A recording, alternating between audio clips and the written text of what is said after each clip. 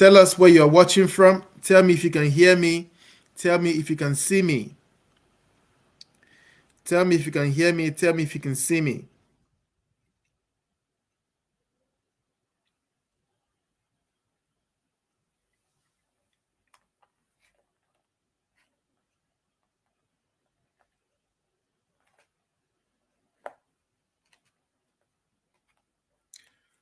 Guys, type hello in the comment section. Say hi in the comment section and say if you can hear me or see me. Also tell me where you're watching from. Tell me if you're watching from Scotland. Tell me if you're watching from Birmingham, Manchester, London, Surrey.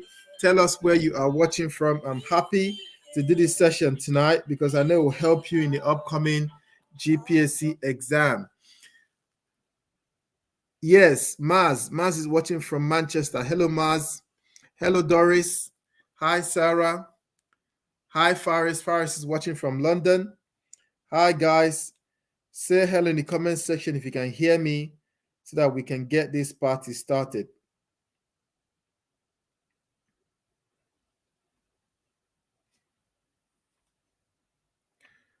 Cardiff, yes. Someone is watching from Cardiff, Mohammed. Doris is watching from Wolverhampton. Monica is watching from Leeds. Hello, Monica. The next thing I want you to do, I want you to share this link. Guys, I want you to share this link to as many people as you would like to, or even to a WhatsApp group or Facebook group or Telegram group or Instagram. Share this link. Share this link. Let's get more people to join. Let's get more people to make this session interactive, and let's get more people so that we can educate and help more people to pass this exam. Share this link. Share the love, guys. Share this link. I'm doing it right now. I'm sharing it to a few WhatsApp groups, Telegram groups, Facebook groups to get more people to join us so that we can start ASAP. So if you have the link, please share the link to the session so that you can invite more people to join.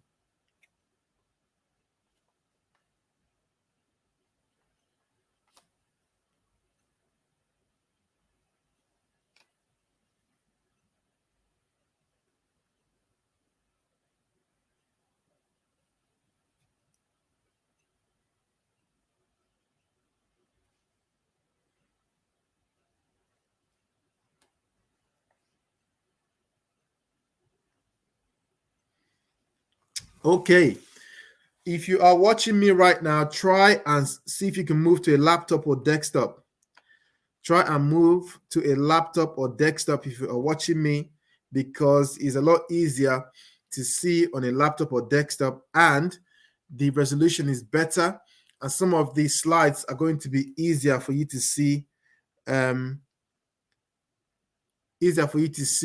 a laptop or desktop. If you don't have a laptop or desktop, it's fine. You can watch from your phone, but it's a lot easier if you can watch from a laptop or desktop. So you have 1 minute if you wanted to move to a laptop or desktop, because some of the prints in the slides might be easier for you to see if you're watching from a laptop or desktop. Yeah, come on, guys, share this link. I can see more people joining. Hello, guys. If you've just joined, type hello in the comment section. Type hello. Tell us where you're watching from. Anita, hello, Anita. Anita is watching from London. Tell us where you are watching from so that we can start. Type hello if you haven't done so. More people have just joined us. Share this link to as many people as possible.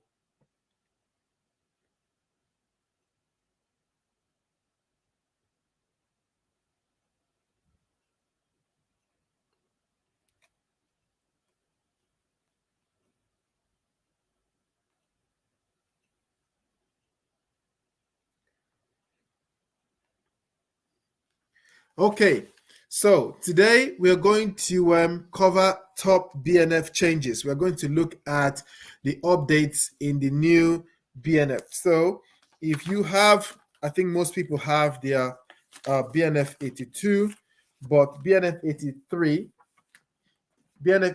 is the most recent hard copy, and you also need to go online as well, because almost on a monthly basis things change on a monthly basis. So you need to go online as often as possible to look at the changes. And before you ask me the question, if you're thinking that the changes in the BNF or the new changes won't be reflected in the exam, you are wrong, because the guidelines for the exam says that you have to look at all the changes that have happened up until the time you sit the exam. Okay, so the whole changes that have happened since the old BNF 82 up until this month. You need to be aware of those changes before you sit the exam. You won't get any pity if you don't look at the changes. So that's what we've got on the menu today.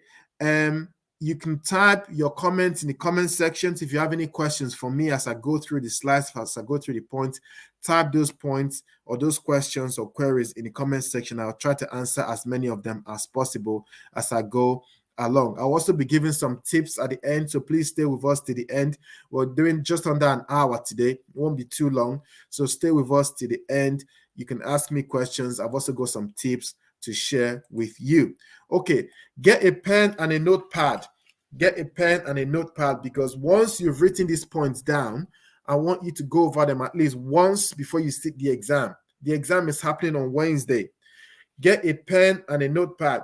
Once you've written the points, the new changes down, go over them at least one time. After today, go over it at least one time before you sit the exam. So it's easier if you've written it out nicely in your notes or on a notepad. Let's go. The first one is C. diff treatment change. C. diff treatment change. Before the first line treatment for C. diff is metronidazole. Everyone needs to know this. If you're sitting this exam in June, you need to know that they've changed this. Can you believe, even up to now, I had someone message me to ask me about a C. diff treatment.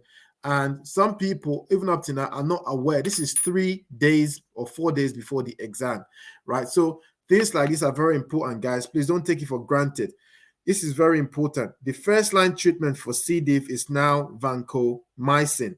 It used to be metronidazole, but it's now vancomycin. And the second line is fidaxomicin. First line is vancomycin. The second line is fidaxomicin. For your exam, you need to know your vancomycin inside out. It's one of the high-risk drugs that they can ask you about. A popular question they can ask you about vancomycin is about the effect called red man's syndrome. Red man's syndrome, they can ask you about red man's syndrome, and they can also ask you about nephrotoxicity, which of course can happen with vancomycin. The important thing with red man's syndrome is that when a patient is given the drug, it should be given in a gradual manner. It shouldn't be given rapidly. If you give vancomycin rapidly, it will increase the risk of red man's syndrome. Okay, so those two or few points are very important for you to note. So that's point number one. Point number two is that dapagliflozin 5 milligrams is no longer required or recommended in type 1 diabetes. Dapagliflozin is no longer recommended in type 1 diabetes. Can anyone tell us why? What is the reason that was stated? Tell us why they removed dapagliflozin 5 milligrams as one of the drugs that we can give to type 1 diabetic patient. Tell us why, if you know the answer. Why do you think? If you know the answer, type in the comment section.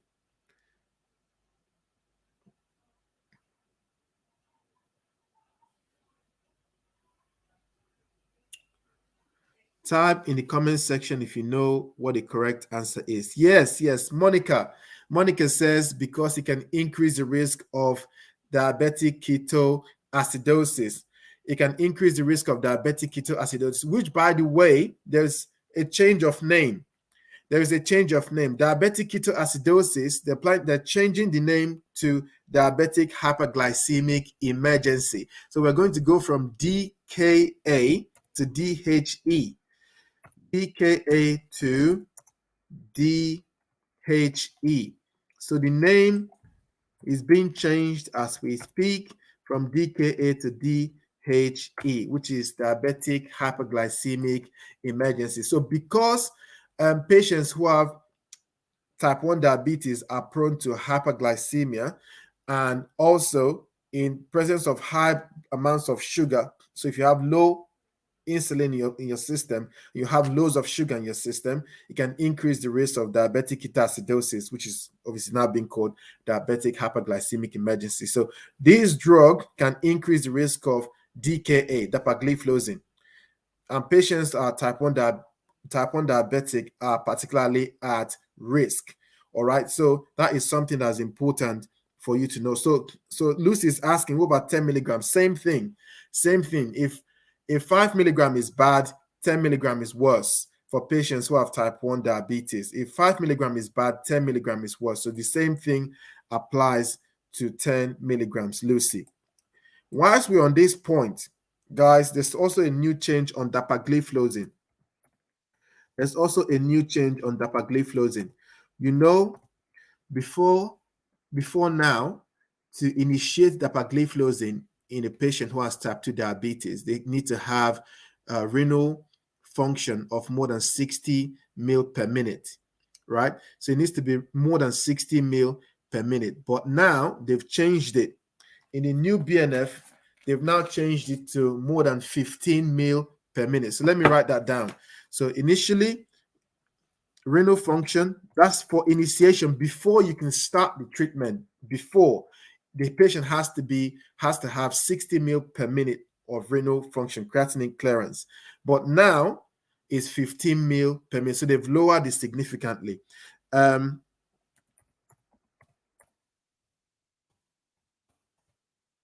Renal function change for initiation.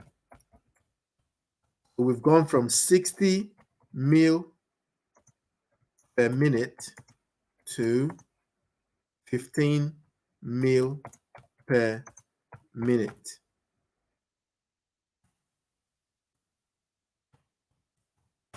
And it's weird, right? Because when I bought this new BNF, recently, I looked at this one under dapagliflozin and it said 60 ml per minute minimum for initiation. Then I looked at this one and it's gone to 15 ml per minute. So I went online, double checked it. It's also changed.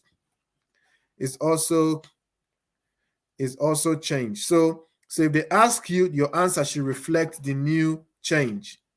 Your answer should reflect the new change. Yes, your answer should reflect the new change. Someone is asking me in the comment section. If you get that question, your answer should reflect the new change. And this particular point is on page 772 of BNF 83. Page 772 of BNF 83. So you can go online. Thank you very much. Yes. So you can go online if you don't have BNF 83, but I'm looking at it right now. I'm looking at BNF 83 right now, and it says avoid initiation if EGFR is less than 15 ml per minute. If I look in this BNF, it says avoid initiation if EGFR is less than 60 ml per minute. So obviously they've changed it. In the old BNF is on page 748. In the old BNF is on page 748, and it says manufacturer advises avoid initiation if EGFR is less than 60 in the old BNF. In the new one is 15 ml per minute. So please note that if they ask you that in the exam, your answer should reflect the new change. Okay, it should reflect the new change. Let's see. Faris is asking. Faris is saying, does it mean that dapagliflozin shouldn't be given at all? Then yes. So we shouldn't give dapagliflozin in patients who have type 1 diabetes, but we can for type 2 diabetes. How about the other flozins? Same thing. We're not giving the other flozins at the moment. More research needs to be done because all the SGLT2 inhibitors can increase the risk of diabetic ketoacidosis or diabetic hyperglycemic emergencies. All right. So the same rule applies to the other ones as well. Okay, let's move on to update number 3.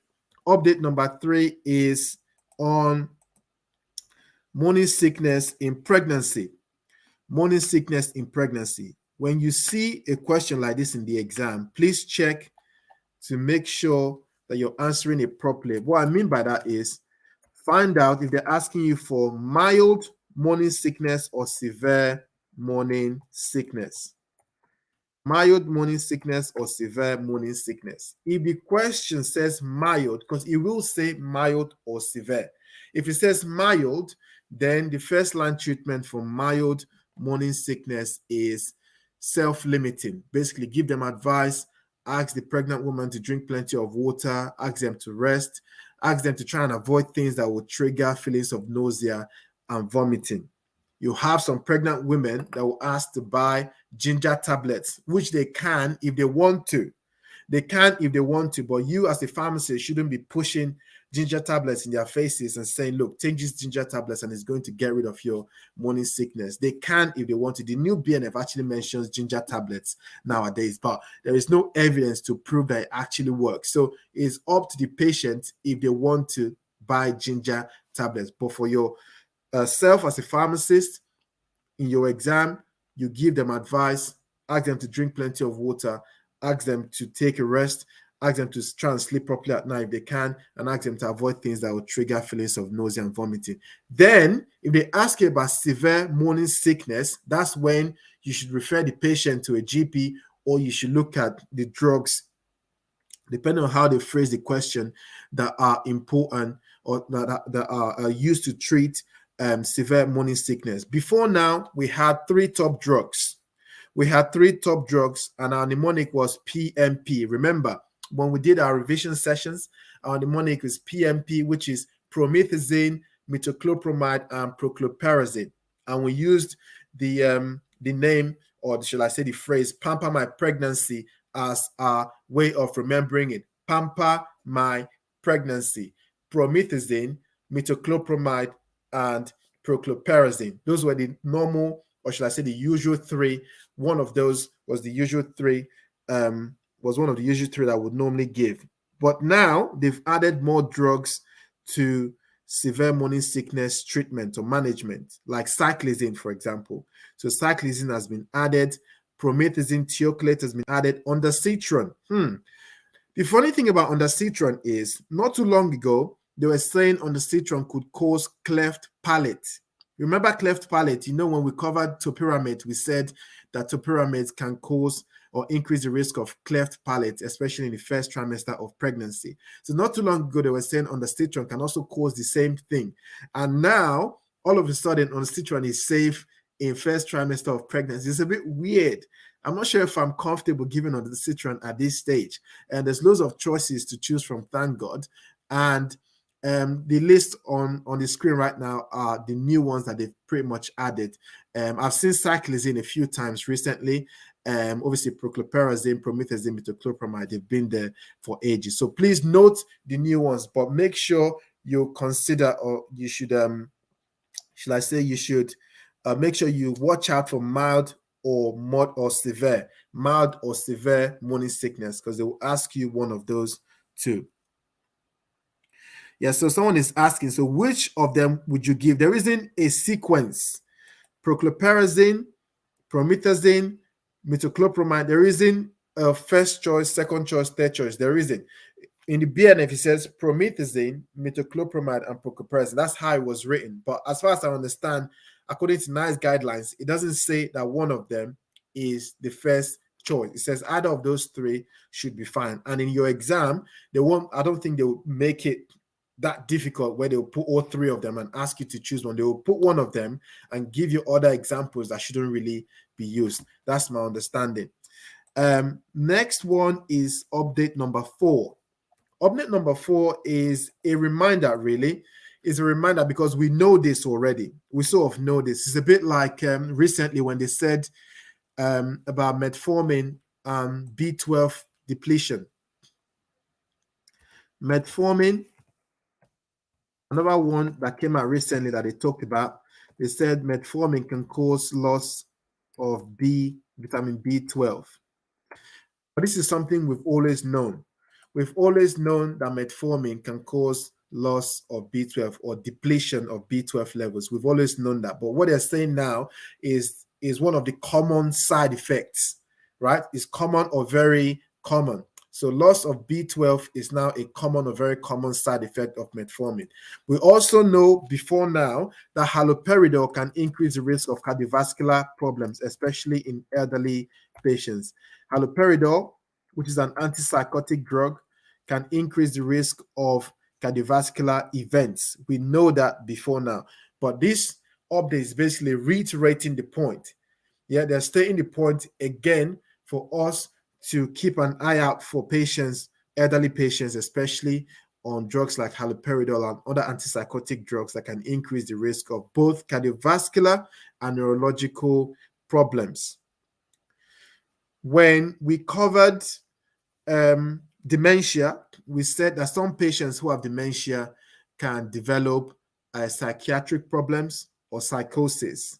And we said to calm patients who have psychosis or delirium, or they become aggressive, the ones that become aggressive, to calm them down, we normally use two types of drugs, right? One of them is antipsychotics like haloperidol. What's the other one? Can anyone remind us? What is the other option for patients who have dementia and they become aggressive or they have delirium? What is the other one? So one group is your antipsychotics like haloperidol. The other group is what? Can anyone tell us? Because this particular update, like I said, is a reminder. This one is a reminder.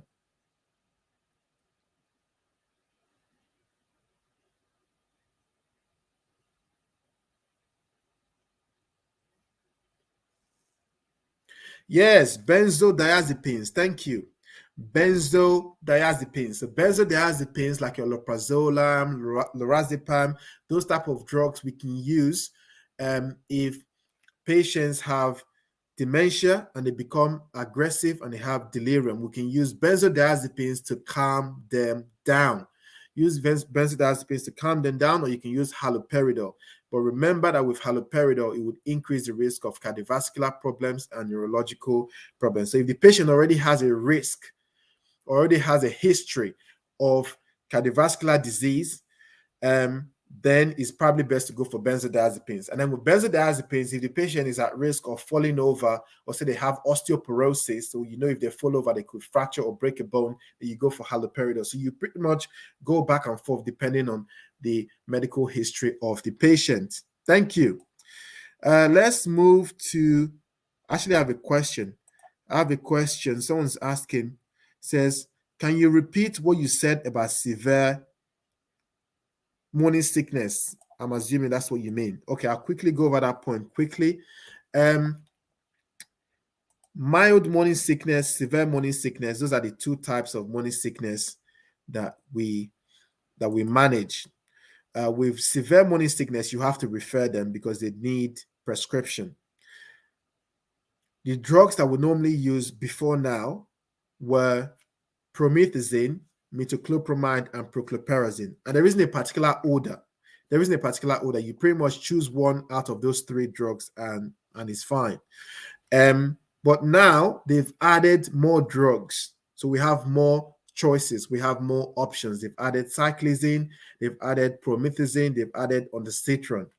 Okay, so you have about six, seven drugs in total now.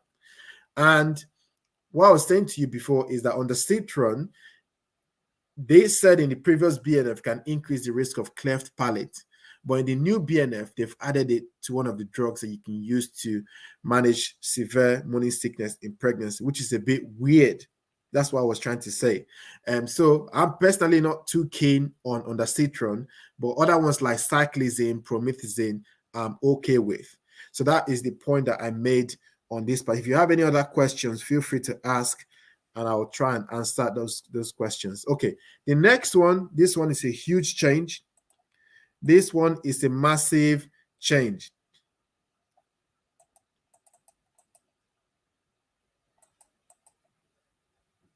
Yes, thank you. This is actually another one that was added to the list. Yes, thank you. So it's about 7 in total now. We have about 7 in total. So doxylamine and pyridoxine, which is vitamin B6, was also added in the list that I saw. Yes, thank you for making that point. This update changed to diabetes. Change to type 2 diabetes management. This is type 2, by the way. I need to reiterate. This is type 2 diabetes. This is one of the biggest changes we've had this year. This is one of the biggest changes we've had this year, and it's important for you to understand it. It's important for you to understand what has gone on. For many years, we never had changes to, like, significant changes to how patients who have type 2 diabetes were managed.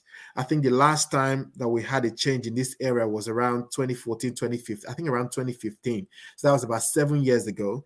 And after 7 years, they've made a significant change. And one part of me is happy about it, but one part of me is critical with the change. And I'll explain to you what I'm talking about.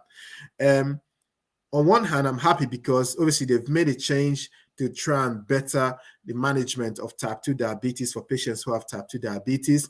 And they've pretty much looked at an area which we know diabetes can increase the risk of, which is cardiovascular disease or cardiovascular events. We know that diabetes will predispose or increase the risk of a patient having cardiovascular problems. We know that before now. So they've sort of looked at that area and they focused on that area. But what they've also done, the bit that I have a problem with, is they've focused a lot of their time and attention on the SGLT2 inhibitors, like dapagliflozin, canagliflozin, those sort of drugs. They've focused on those ones, but they haven't looked at the other ones like GLP-1 agonists, like Ozempic, for example, which I like. They haven't looked at the other ones, the effect on other drugs that can reduce weight, because some patients obviously have diabetes and they're worried about their weight. The ones that can reduce weight, the ones that can reduce the amount of blood sugar you have in your system. They haven't looked at all those things, but they've focused on the SGLT inhibitors and their proven ability through their research to reduce the risk of cardiovascular problems. So that's what they've done. So if we go to the next slide, you see what we had initially. And I'll talk you through this quickly. Obviously, focusing on what's important. What's important is the change. This is obviously hard to see depending on what you're using, phone or laptop. But basically what this is NICE guidelines treatment for type 2 diabetes. So before the change, I'll talk you through what happened before now, and I'll talk you through what's happened since they've made the change. So before now, we had our first line treatment as metformin. Everyone knows that. We have our first line treatments as metformin. So metformin has always been first line for the vast majority of patients. Then, after metformin, you then have about 4 options of drugs that you can add if you wanted to intensify the patient's treatment. So by intensify, it means that if metformin is not able to control the patient's blood sugar levels, and things are getting a bit out of hand, you can add another drug to try and help manage the condition. So we give metformin, and then the second line will be to choose one of 4 drugs. So one of those 4 drugs could be either a DPP4 inhibitor. So you have DPP4 inhibitors. You have sulfonylureas.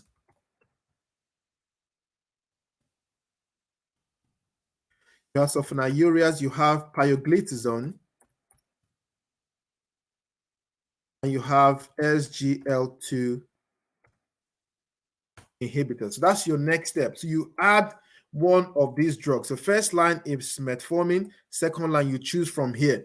And when it comes to making that choice, we look at all sorts of different things because every patient is different. Every patient's medical history is different. For example, if the patient had issues with their weight, so if the patient was overweight or obese, for example, then it's not a good idea to put that patient on a sulfonylurea because we know sulfonylureas have the ability to increase weight gain significantly. If the patient had a history of bladder cancer, if they have a history of bladder cancer, for example, we have to avoid pioglitazone because we know that pioglitazone can increase the risk of bladder cancer. It can also increase the risk of osteoporosis. It can also increase the risk of heart failure. Pioglitazone is being monitored by the MHRA because it can increase the risk of heart failure, especially when you give it with insulin. You have DPP4 inhibitor on one side, which can also increase the risk of pancreatitis and pancreatic damage. You have SGLT2, which can increase the risk of diabetic ketoacidosis. So you have all these different drugs which have obviously their mode of action that can help the patient, but they also have problems. So depending on which problems the patient have or is at risk at, you avoid that drug that can increase the risk of. Does that make sense? So if a patient was, had a history of bladder cancer, for example, I avoid pyoglitazone and I can choose from either of the other three, depending on the other factors. So this is what we did before, and then go on further. And I'm not going to go through the whole lecture because of time, but this is what we had in place before. But guess what? Now they've made this change. We still have metformin as our first line. So what they're saying is they've put a lot of emphasis on checking the Curie score of patients who have diabetes.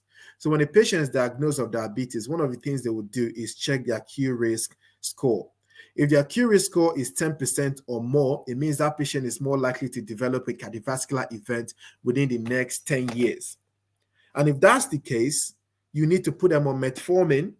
Make sure they're stabilized on metformin. So what we mean by stabilized is when you put a patient on metformin, sometimes you might have to titrate the dose because metformin can cause GI problems. So you might have to say you need to put them on 1,500 milligrams of metformin.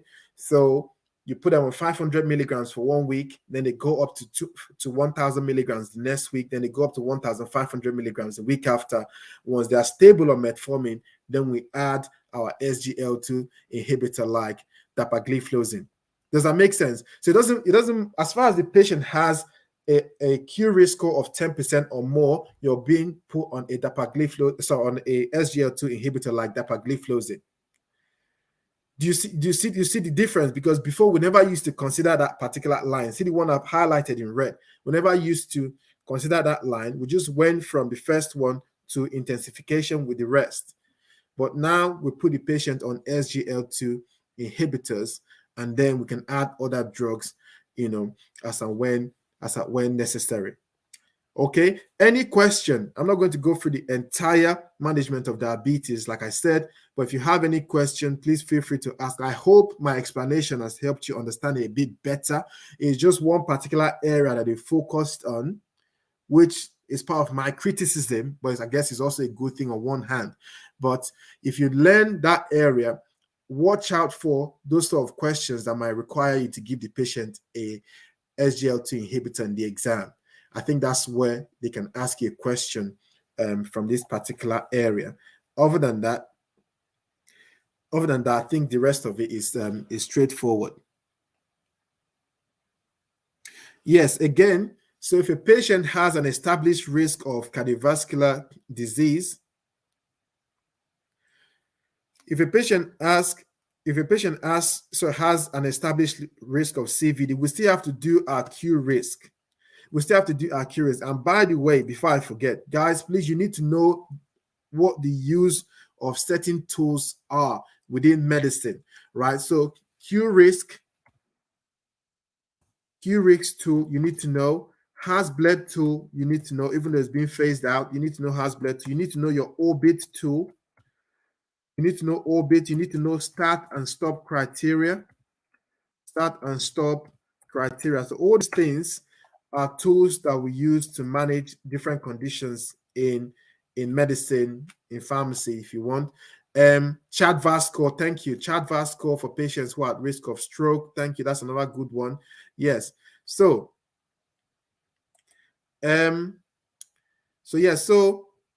back to your question. If a patient has established cardiovascular disease, we obviously still do our Q risk, and if their score is more than 10%,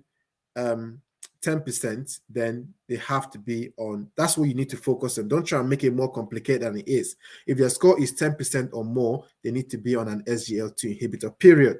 And next question is from Banana. Hello, Banana. Banana says, is there an order for intensification, or is it based on patient? Yes. So it's based on the patient's medical history. It's based on the patient's medical history. That's what I just went through in the last slide. So if a patient has a history of heart failure, for example, you have to avoid certain drugs. If a patient has a history of pancreatitis, you have to avoid DPP4 inhibitors, that sort of thing. So they will look at, the risks and benefits of the drug for that particular patient before making a choice. Yes.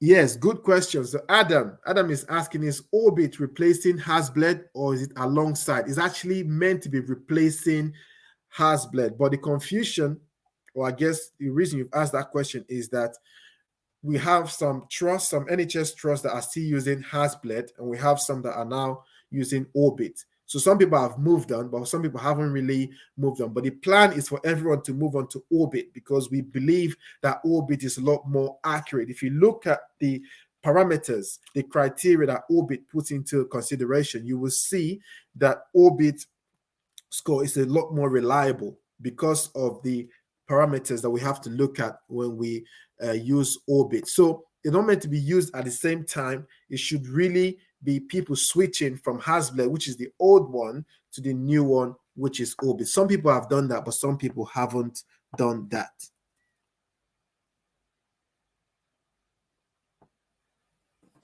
Yes. Thank you, Kasim.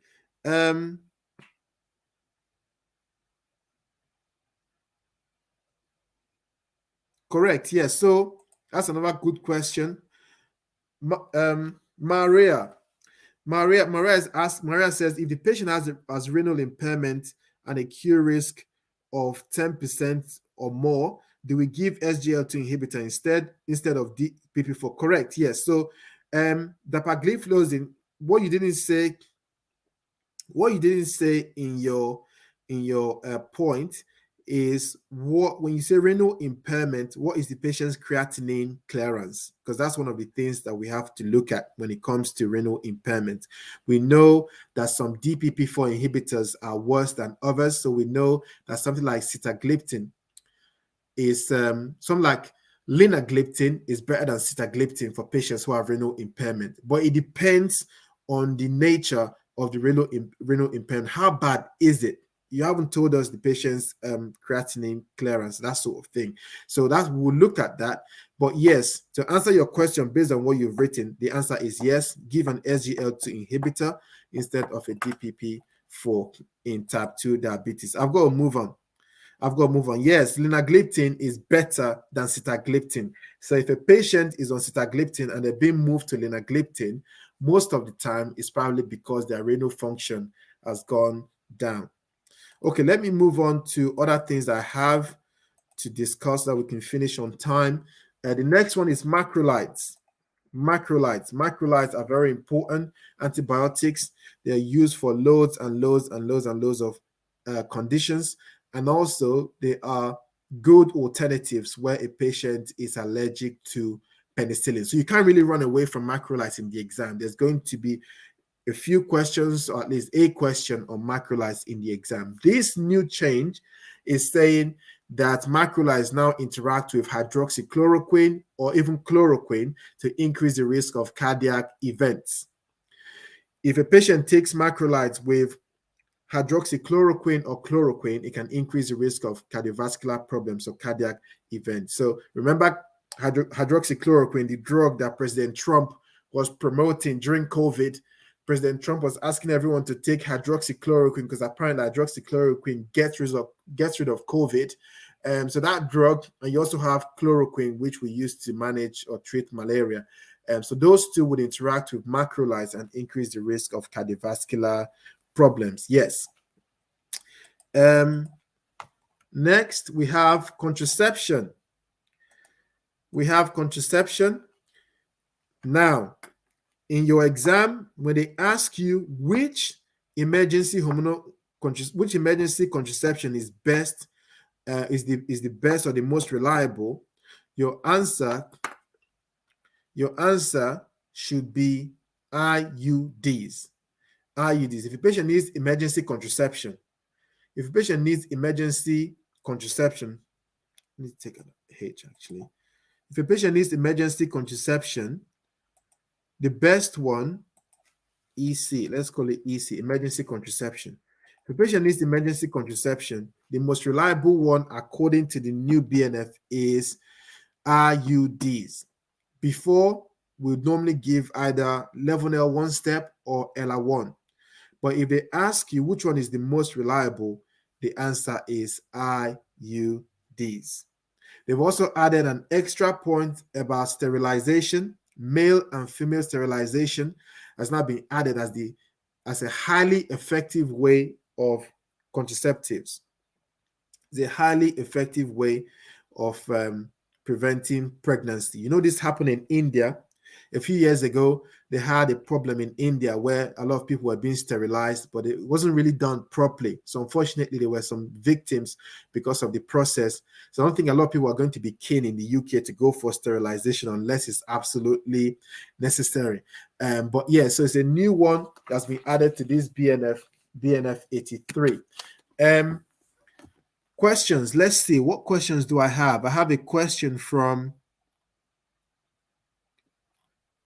Meme. Someone called Meme. Meme is saying, do we stop hydroxychloroquine while on macrolides if there is no other alternative? So if a patient is taking hydroxychloroquine, remember it's an immune suppressant, we shouldn't give them a macrolide. So we'll give them another antibiotic that can do the same job. So don't stop the hydroxychloroquine if that's the patient's regular medication just because they need to be on macrolide for 5 days or a week. You need to change the macrolide to another suitable alternative. And that reminds me, you know, in a recent exam, they had a question where the patient was on cyclosporin and regular cyclosporin, and you had a list of antibiotics. For that one, you avoid clarithromycin. Avoid clarithromycin because it can interact with cyclosporin. So don't stop the cyclosporin. Leave them on their cyclosporin and then give an alternative to the clarithromycin, which they can't have.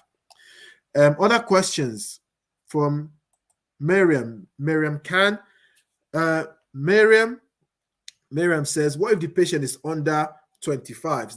That's a good question. Remember that IUDs can increase the risk of pelvic inflammatory disease in patients who are under 25. But that's a decision that the doctor would have to make at that point. So the doctor will have to talk the patient through the risks and the benefits, and they will make a decision at that point. For yourself, the important thing to know is if they ask you which one is the most effective form of emergency contraception, your answer is IUD. If they ask you that in the exam, put down IUD because that's what the new BNF is saying.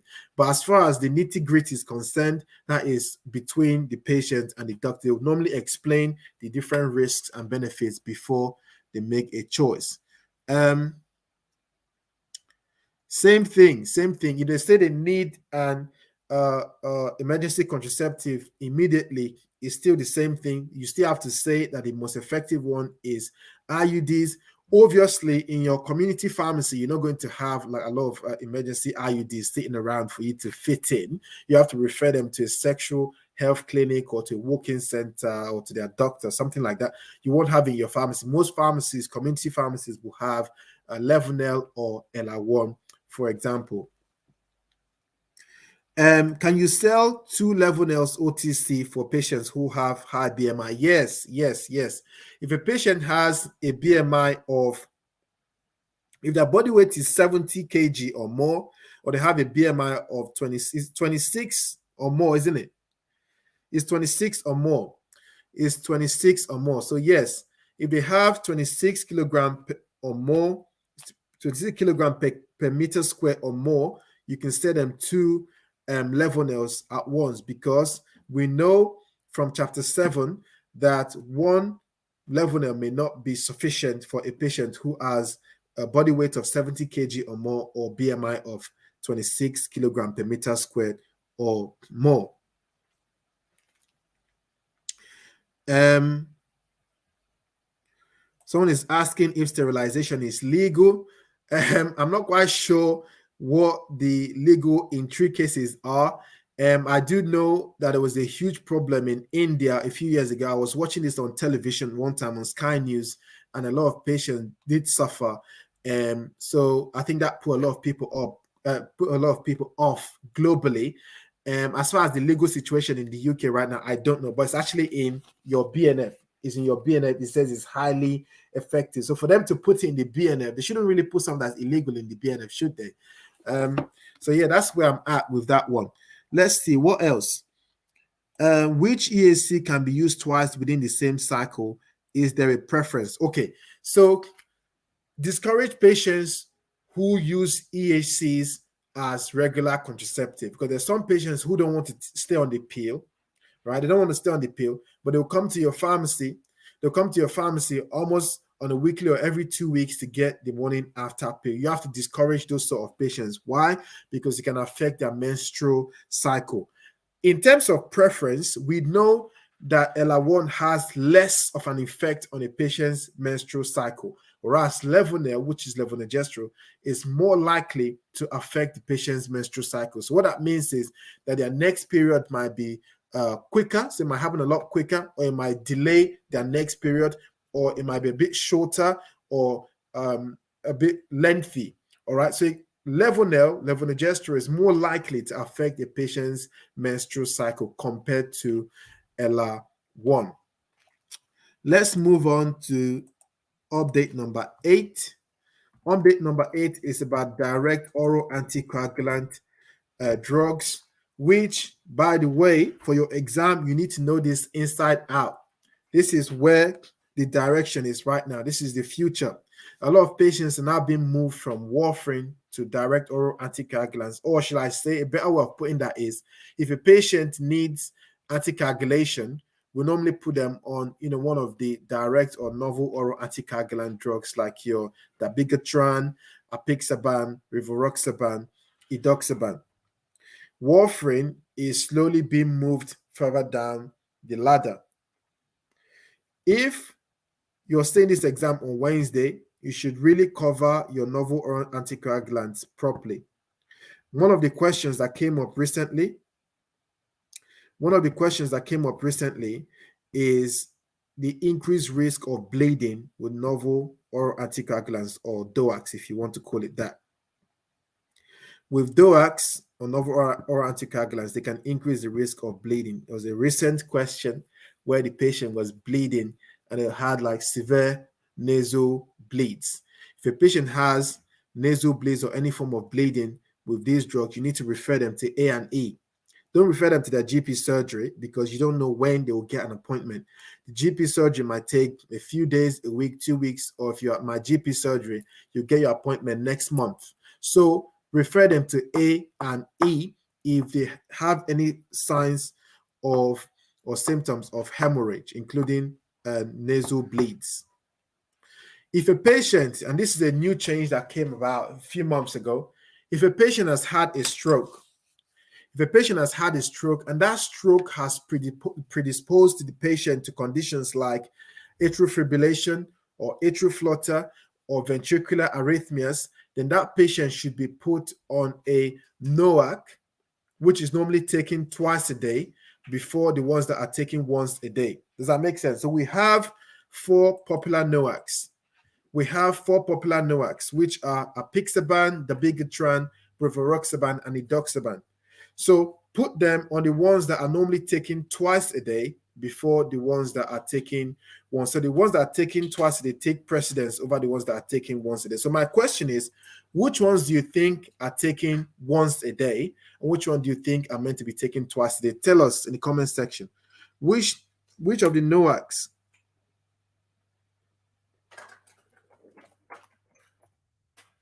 Which ones are once a day and which ones are twice a day?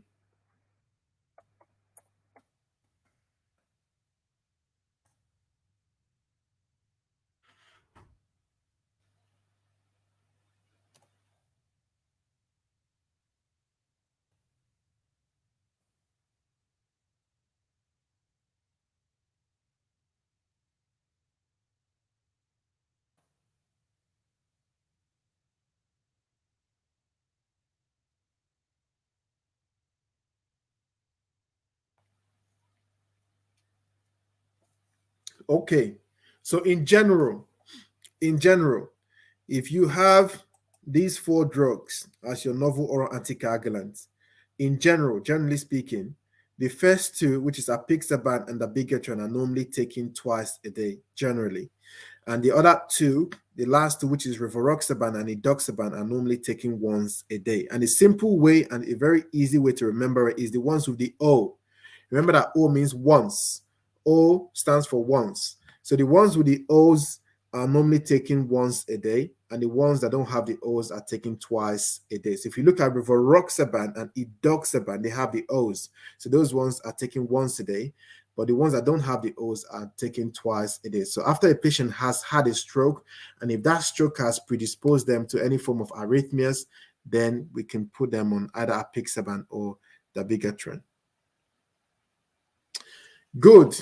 This topic you need to know inside out. There was a table. It was not a table. It was almost like a summary sheet. The summary sheet I saw on one of the WhatsApp groups. I'm not sure if anyone has that. There was a summary sheet on novel oral anticoagulant that is so brilliant. I've been trying to find that. I've been really, really trying to find it. Or it's just one sheet of paper, and it's got all the 4 novel oral anticoagulants on them, and it has like all the key points on all 4 of them, things to watch out for, things to monitor, side effects, those sort of things. And I've been looking for, if anyone has that, please, and you're on our WhatsApp group, please share it.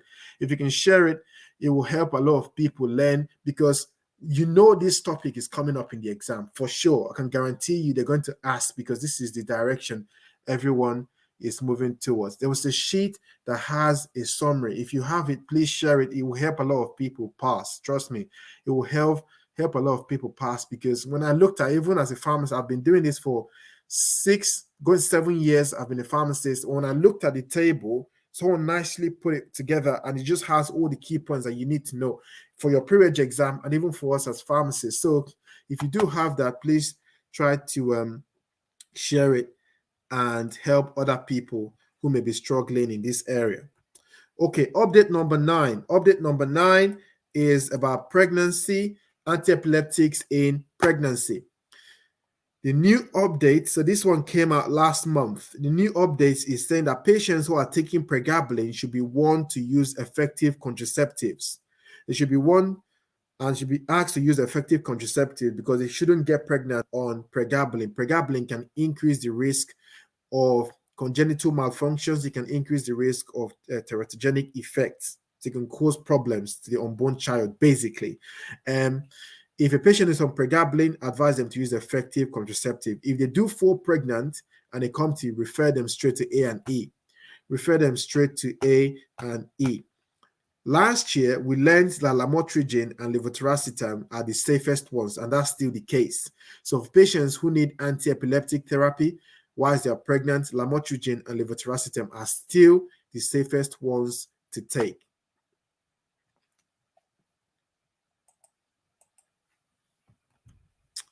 The last update I'm going to share is vitamin D doses.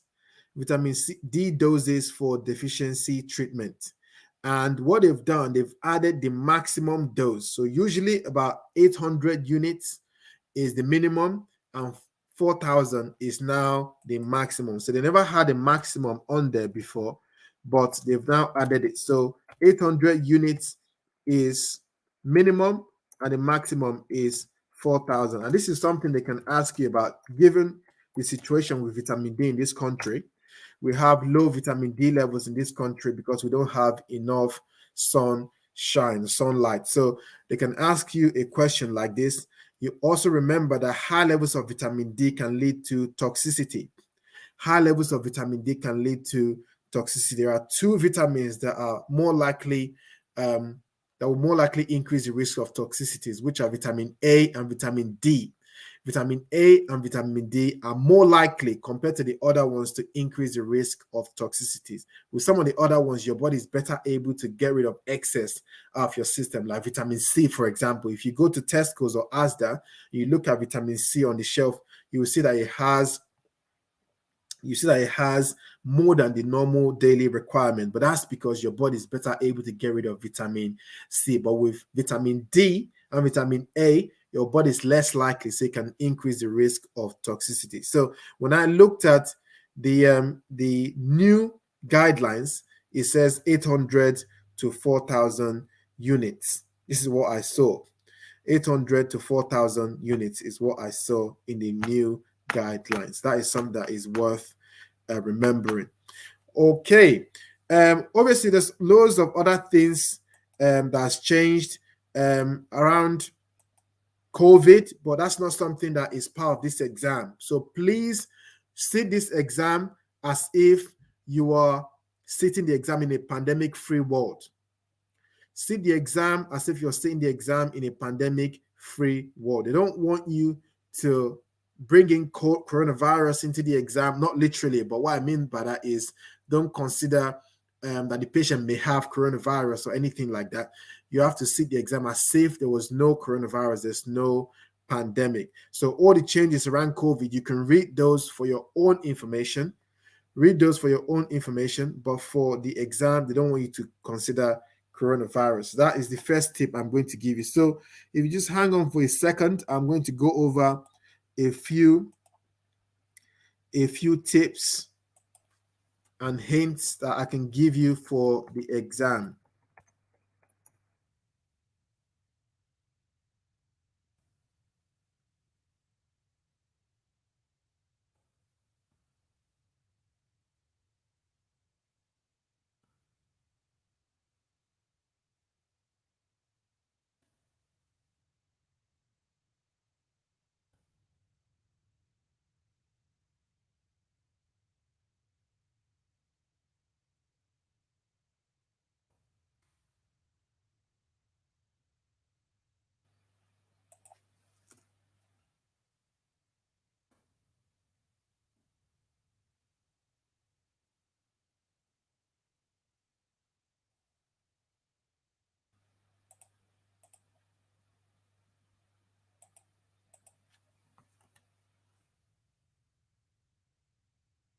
Okay, so guys, in the next 5-10 minutes, I'm just going to share a few quick tips, share some hints, share some advice, and make a couple of announcements. Right. So I already talked about coronavirus. So sit your exam and don't factor in the fact that we've had a pandemic. And that's point number one. Point number two is that we have a practice question session coming up soon before the exam. So before the exam, a few days before the exam, before any exam, I normally do a few questions. And I've had good reviews actually. So if you go on my Instagram, you see people writing on my Instagram saying that the questions that I predicted before the exam actually did come up. So I think it'd be a good idea if you have the time to join us when we do this session. I'm planning to do this session tomorrow evening. So please subscribe to the channel, turn on the notification button, give us a like if you like this session already, and join us tomorrow. I'll see if we can get another pharmacist to join, but even if I can't, I'm going to do it on my own. A lot of my predictions tend to come up, so join that session. I'm sure it's going to benefit you. The next thing I'm going to say is for people who are sitting the exam in a set, which I think is everyone now, sitting the exam in the center, please get there an hour before the exam. Get there an hour beforehand. I know a lot of people need to be there for 9:30.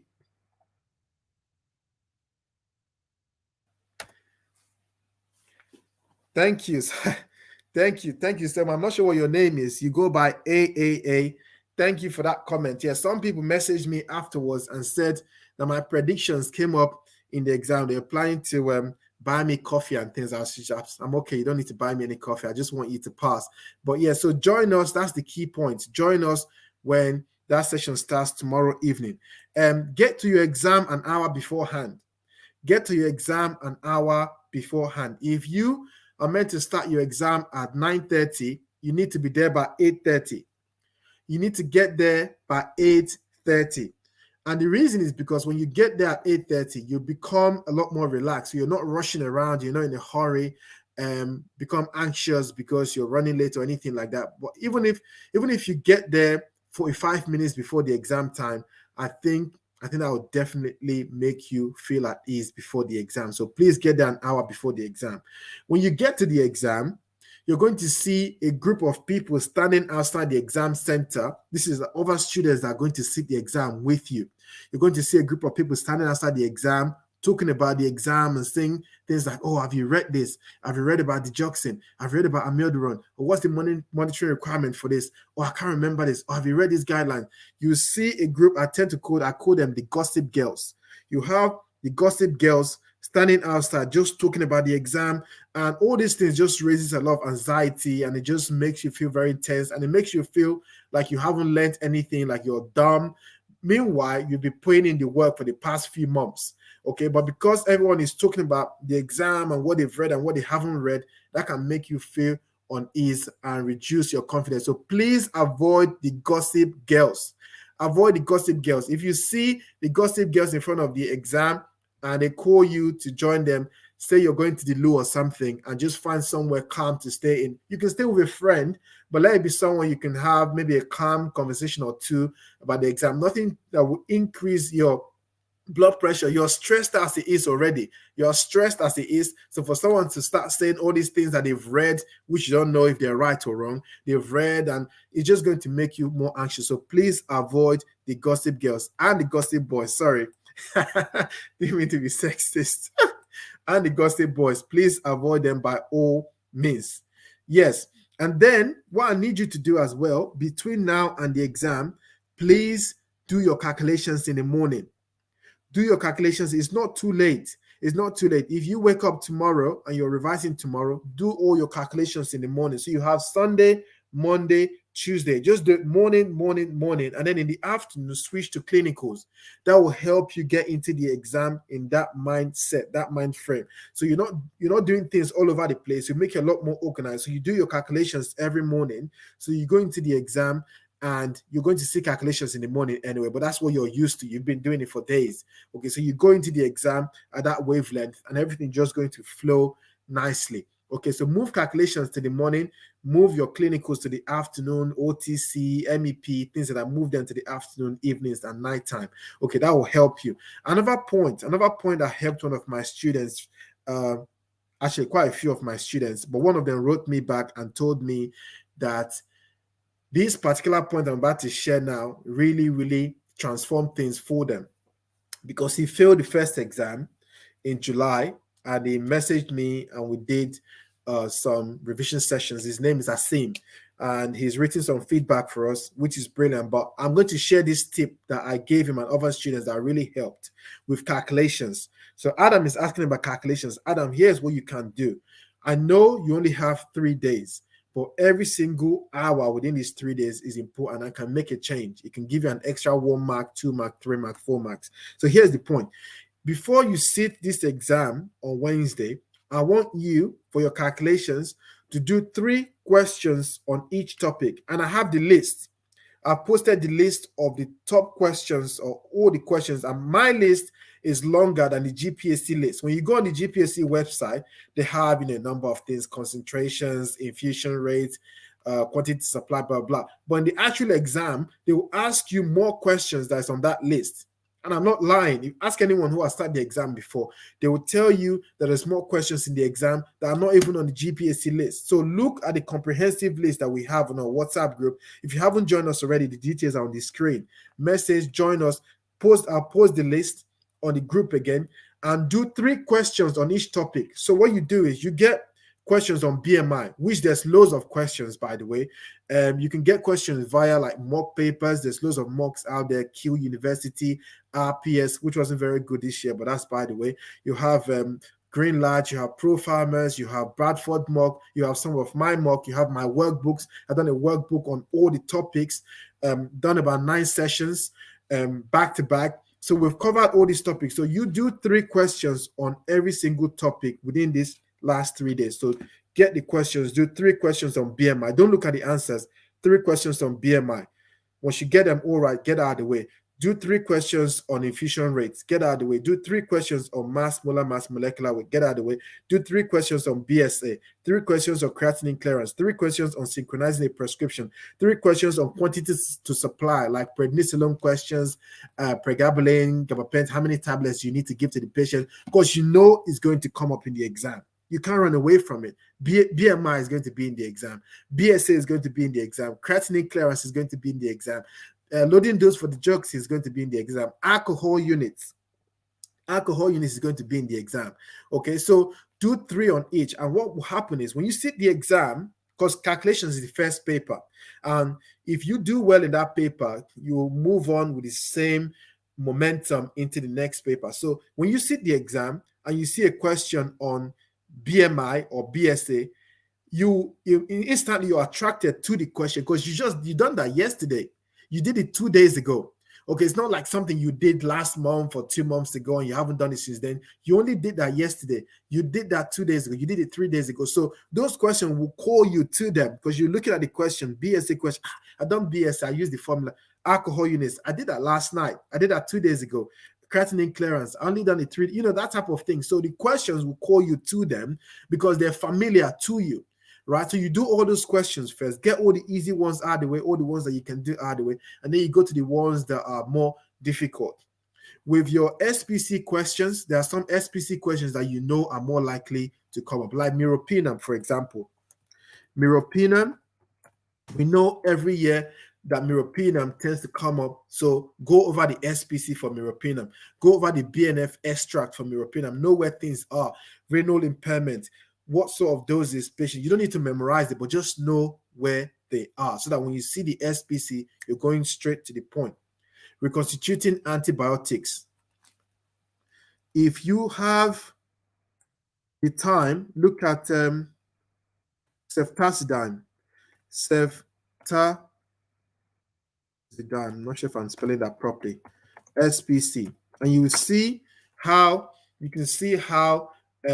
when you've reconstituted an antibiotic, the concentration can change, right? So look at that SPC, and make yourself familiar with it. Go to section 6.6. Go to section 6.6 of ceftazidime SPC and make yourself familiar with it. Don't try to memorize things, just know where things are. Look at another SPC that they can ask you, which is they can ask you about ondansetron. They can ask you about ondansetron SPC. So please look at the SPC for ondansetron. They can also ask you about citalopram drops. Yes, citalopram drops, the tablets. So they will say something like the patient used to take tablets and now they can't swallow tablets anymore. They want drops. So how many drops do you need to give? Blah, blah, blah. Okay. So very important for you to look at those things. Yes, someone has added, Monica has added another one that I guess is important. When it comes to your clinicals, they will give you some pictures. With the clinicals, they'll give you pictures. There's going to be at least 2 pictures on there. And also another one is Clegane SPC, which is one of the longest ones, by the way. So you won't have fun looking at that one. Clegane SPC.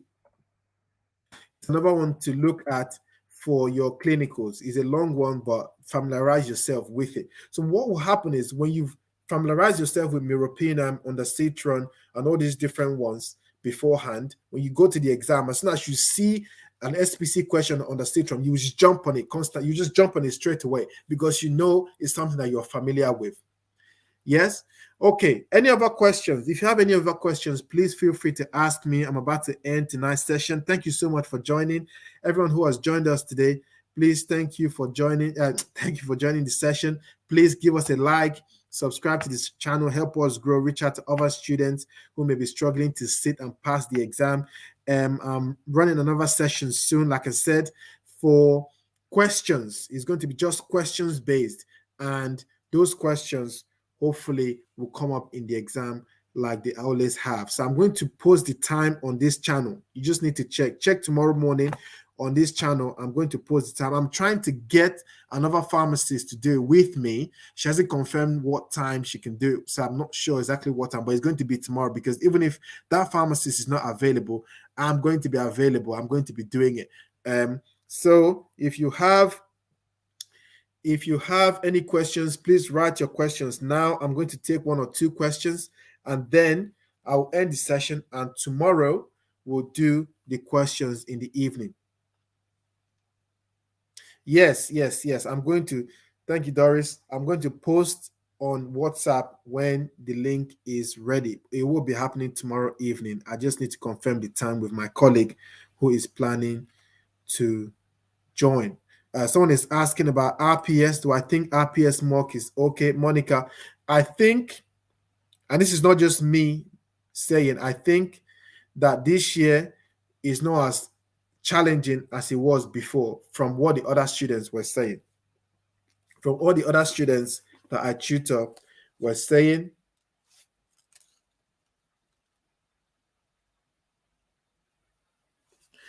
from what the other students were saying, that this particular year, it hasn't been as tough and challenging. And the reason that point is important is because you don't want people to feel, like they are better than they are, if that makes sense. You don't want people to feel like that, because some people have done that mock and they've decided to chill. I'm just going to relax at home and watch EastEnders because I feel like I'm good in calculations. It's just not like that. Like, you don't want to sit the exam and get a rude awakening because you've sat a mock that's not. Last year, it was a really good paper. Last year, RPS mock killed it. RPS mock was wicked last year, but this year, the reviews that people are saying, it's not. It's still good for practice, don't get me wrong. It's just not as challenging as it used to be, which obviously the more challenges you have in the mock, the better for you in your actual exam. Let's see. Displacement, yes. Displacement volume, that's another good one. So this is what I was saying. Before the exam, displacement volume questions, you need to go over them, at least 3 of them before the exam. And this is more likely to come up in the exam compared to displacement values. So you can still get displacement values, which is the one on suppositories. You can still get that, but it's just not as, it doesn't really reflect pharmacy practice nowadays at displacement volume. So they're more likely to ask you about displacement volumes. There's loads. It's hard to pick one particular one to focus on. But when you look at the mock papers, when you look at the sessions we've done, we've covered so many. We've covered displacement volumes back to back to back. We've done infusion rates back to back to back. We've done mass, molar mass, molecular weights. We've done synchronizing a prescription. That one comes up all the time. We've done the simple one, the one with the clinical trial. 1 is to ratio 2 to ratio 2, that sort of thing. We've done loads of those. So those ones typically come up in the exam. Yes. Thank you for your comment. Thank you. I appreciate your comments tonight. Yeah, so when you use some of these ones that are very easy, they can make you have an impression or make you feel like you're better than you are. You feel like you're stronger than you are. So it's best to do some of the easy ones, but also do some that are challenging, that will push you to your limits so you can do better in your actual exam. Okay, so anyone who is, you need to send an email. Please send an email with your name and your GPHC number and telephone number. Send an email. Details are on the screen right now. Send an email and we can try and connect you. Thank you so much, guys. I'm going to post this topic. I'm going to post the list of the topics, like I said, on the group. So when I do that, you can see one, the list that I've put together, and then start working on that list. But I've got to go now because of time. Thank you so much for joining. Give us a like I said, hit the subscribe button, share this session to other students who are struggling to sit pass the exam, or who are trying to sit the exam, and I think it will help them pass. Thank you, Rosemary. Thank you so much for joining, and I'll see you tomorrow. See you guys. Bye-bye.